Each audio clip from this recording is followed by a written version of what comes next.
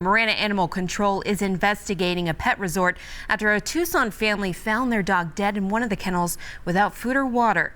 We reached out to Marana Animal Control, who says they've done several welfare checks at the resort over the past couple of months.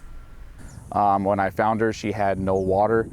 Didn't look like she had any food. My other dog had food and water, and my dog was sporadic, laid down on the ground, and she was hard as a rock. Cesar Nava says his family has had Ella since she was a puppy. The German Lab mix was an emotional service dog to his wife and was 7 years old.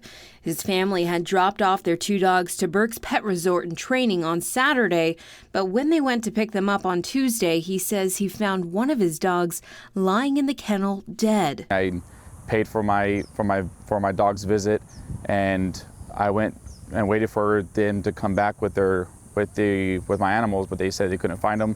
So I went back there myself to go look for my dogs. I found one of my German Shepherds and my other dog, my German Lab mix. I found her on the ground dead, and they didn't even see her. They didn't know that she was still back there. 9 on Your Side reached out to Marana Animal Control, who confirmed they are investigating a complaint into the shelter on Mr. Nava's behalf. They also said they received several welfare checks requests at the pet resort and performed them over the last couple of months.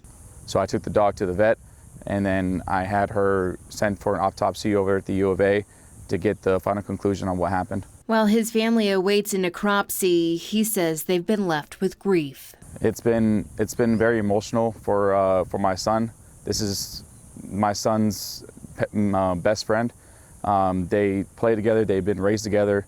My dog's been around longer than my son has. So this has been hurting my son, and on top of that, it's been hurting my wife as well emotionally, because Ella was my wife's emotional support dog, and now was taken away from her. We reached out to the owner of Buhrke's Pet Resort and Training in Marana, but they declined our interview.